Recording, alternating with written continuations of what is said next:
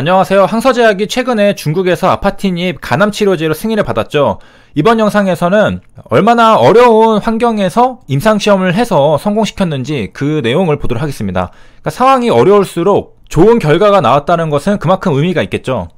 자, 내려가서 기사 내용을 보면은 항서제약이 진행했던 임상시험의 이름 AHLP 어헬프인지는 모르겠으나 자, 이 내용을 설명해주고 있습니다. 그래서 393명의 환자들을 대상으로 이제 임상 3상을 진행을 했던 건데요. 자, 이 환자들의 상태가 어땠는지를 보도록 하겠습니다. 자, 이 환자들은 점점 more complicated condition, 그러니까 더 복잡한 상황에 놓여졌다는 겁니다. 어떤 상태였느냐? 80%가 HBV에 감염이 된 상태였습니다. 자, 보통 이제 간암의 소인으로 ABC 간염 바이러스를 들고 뭐 강경변 이런 것들을 드는데 특히 이제 한국인 같은 경우에는 B형이 많습니다. 아직 치료제가 없죠. 그런데 예방접종은 있어요. 그래서 안 맞으셨다면 병원 가서 검사를 해보시고 꼭 맞으시면 좋은데요. 예방접종하면 감염되진 않지만 안 하고 있다가 감염되면 치료제가 현재 없습니다. 그러니까 여기에 참여했던 환자들 80%에 해당하는 환자들의 경우에는 감염이 되어 있는 상태입니다. 만약에 감염되기 전에 예방접종을 했다면 안전했겠지만은 그렇지 않고서 감염이 된 현재 상태에서는 치료제가 없습니다. 그래서 C형 같은 경우에는 최근에 치료제가 개발이 되어서 뭐 걸린다고 해도 가서 치료를 받으면 거의 99% 치료가 되는데 B형은 아직 없습니다. 예방접종은 있지만. 그래서 우리가 간이 치료가 까다롭다는 이유가 보통 이런 것들이 깔려있기 때문에 간부전으로 상황이 더 악화되는 경우가 많다고 하죠. 그러니까 보통의 건강한 사람들이 간암으로 이어지는 경우는 별로 없고 대부분 이런 것들을 가지고 있는 사람들에서 발생하기 때문에 이런 기본적인 이런 것들이 치료가 되지 않은 이상은 치료 과정에서 굉장히 까다롭게 되고 치료를 한다고 해도 재발이 쉽죠. 왜냐면은 이것은 사라지지 않고 계속해서 우리 몸에 부담을 주는 것들이거든요. 자, 아무튼 80%가 HBV를 가지고 있었다. 그 다음에 50% 이상이 AFP 레벨이 400이 넘었다라고 하는데요. 자, 이 AFP는 뒤에 말 그대로 프로틴, 단백질입니다. 그러니까 단백질이 검출이 된다는 건데 이게 일반적인 성인한테서는 발견되지 않습니다. 누구한테 발견되느냐? 베이비, 애기들한테서 발견이 되고요. 보통 이제 1살 나이가 좀 먹으면은 이게 굉장히 낮은 수준으로 수치가 유지가 됩니다. 태어나자마자 아기는 AFP 수치가 높지만은 어른은 굉장히 낮은 상태여야 되는데 지금 여기에 있는 환자들의 50%는 지금 400을 넘겼다라고 하는 거죠. 그러니까 일단은 정상은 아니죠. 성인한테는 AFP가 상당히 낮은 수준, very low라고 적혀 있죠. 그냥 low도 아닙니다. 거의 이제 없어야 되는데 저게 400까지 올라갔다.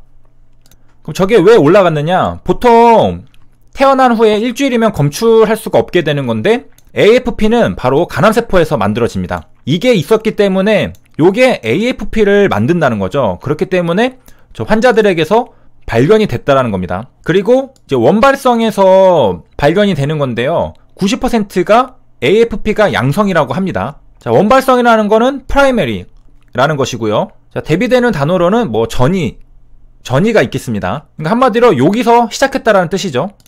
자, 그리고 애드밴스드잖아요. 당연히 혈관 침범도 있고 먼 곳으로 전이가 일어난 상태입니다.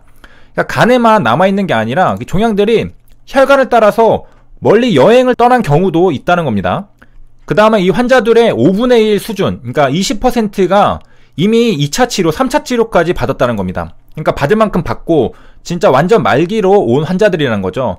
그런 환자들을 대상으로 임상 3상을 해가지고 성공적으로 신약 허가까지 받았다는 사실입니다.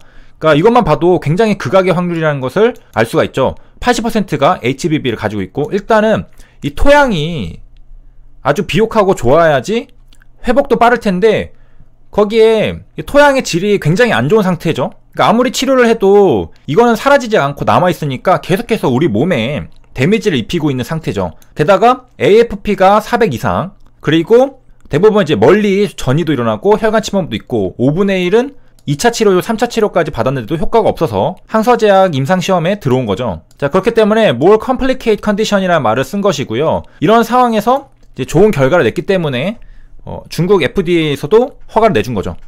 자, 이렇게 공부를 하다 보면은 왠지 나도 해당 부위가 아픈 것 같고 갑자기 걱정이 되죠. 어제까지만 해도 전혀 문제가 없었는데 말이죠. 그래서 간에 좋은 것들은 무엇이 있는지 간단하게 찾아봤습니다. 자, 바로 커피가 있습니다. 놀랍게도 커피가 간에 좋습니다. 카페인도 독성이라서 간이 해독하느라 부담을 줄 것 같은데 커피가 좋다고 합니다. 저는 이런 사실을 서울 아산병원 유튜브 강의에서 처음 들었는데요. 그 PPT를 보는데 커피가 써있길래 아, 커피 먹지 말라는 거겠지 했는데 커피가 좋다고 하더라고요. 그래서 오잉하고 놀랬던 기억이 있습니다. 커피가 좋다고 커피 먹으라고 하시더라고요.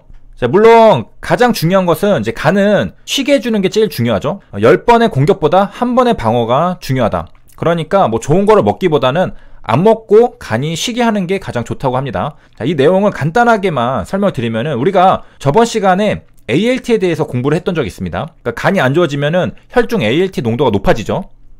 자, 여기 보면은 엘레벨의 ALT랑 커피 컨섬션이랑 그 인버스 어소시에이션이 있다고 합니다. 그러니까 음의 상관관계가 있다는 거죠. 커피를 마실수록 ALT는 낮아진다라는 뜻입니다. 여기 엘리베이트이 많이 등장을 하는데 이것은 엘리베이터를 생각하면 됩니다. 우리가 엘리베이터는 상승시켜주는 거죠. 우리를 이제 위층을 올라가게 해주는 게 엘리베이터입니다. 단어가 비슷하죠? 엘리베이터. 그래서 ALT 상승하는 거랑 커피 컨섬션이랑 음의 상관관계, 커피를 먹을수록 ALT 수치가 낮아진다라는 것. 그리고 이것은 지금 하나만 있는 게 아니라 결과가 굉장히 많이 있거든요. 여러 논문들에서도 검증이 되고 있습니다.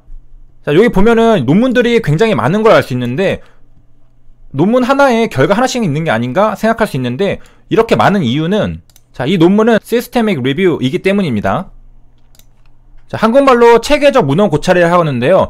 특정 주제에 대해서 심층적이고 상세한 검토를 제공하는 게 바로 시스테믹 리뷰입니다. 그러니까 이 체계적 문헌 고찰에서는 항상 구체적인 질문을 다루고요. 명확한 방법론을 사용해서 이 정확하게 구성된 질문에 대한 답변을 찾는 것이 포함됩니다.